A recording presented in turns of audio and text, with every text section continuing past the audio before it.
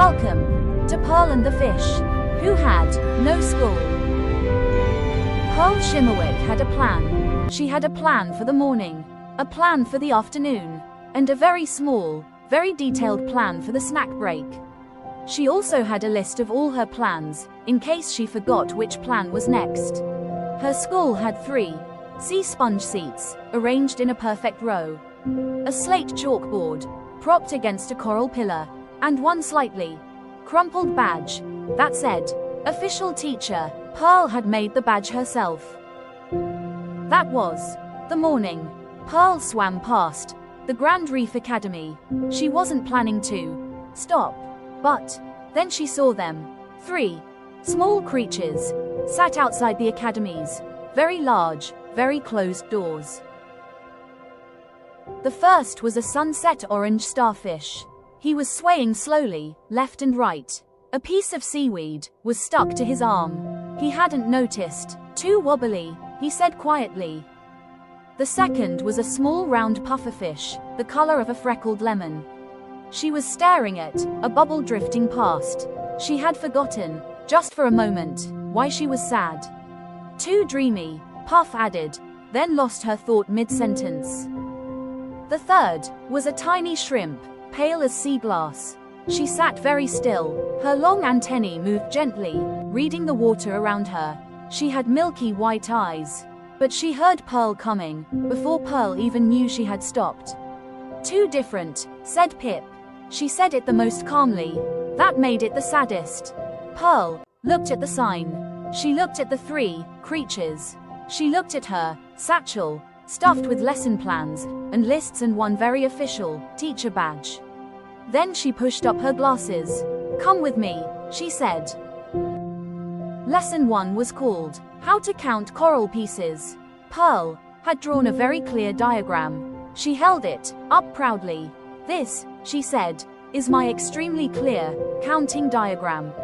A long pause. "Pearl," said Pip gently, "I can hear that you are holding something up." Pearl lowered the diagram slowly. She had not planned for this.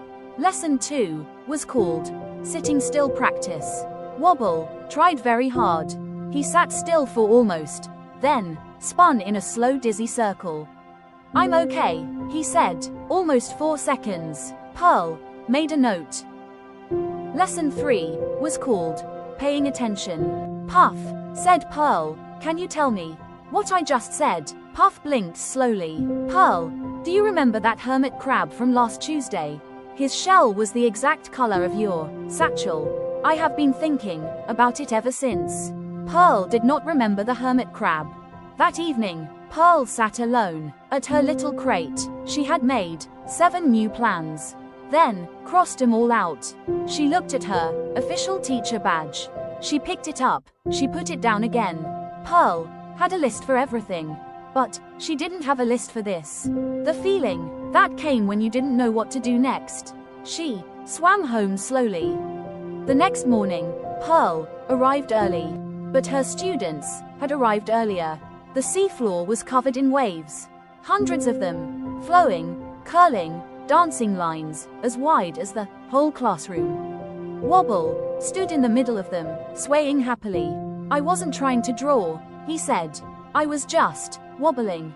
"Puff," said Pearl, "do you remember last week's counting lesson? There were 5 hermit crabs," Puff said slowly, "and 4 tides, and 3 shells that changed color on a Tuesday, and 2 fish that swam in perfect circles, and 1 very loud wave that smelled like rain.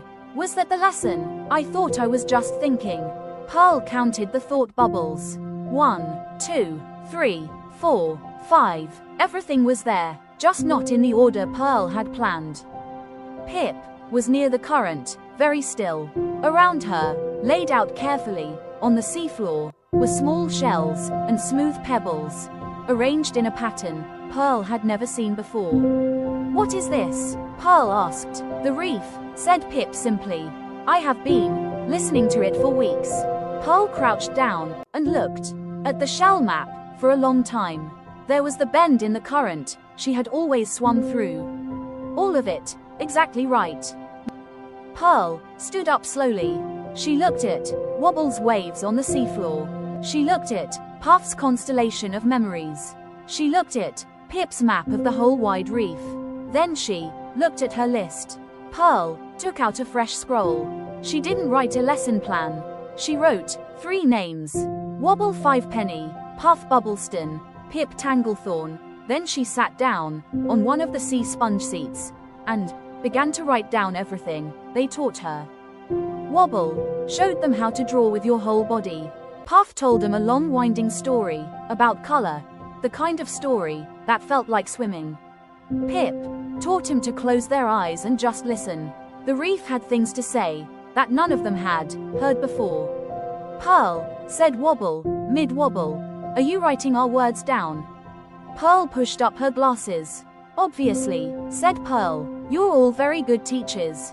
Pearl's Reef School, where everyone teaches, where everyone learns, where everyone belongs. It wasn't the grandest school on the reef, but it was, everyone agreed, the very best one. The end. Pearl and the fish, who had no school.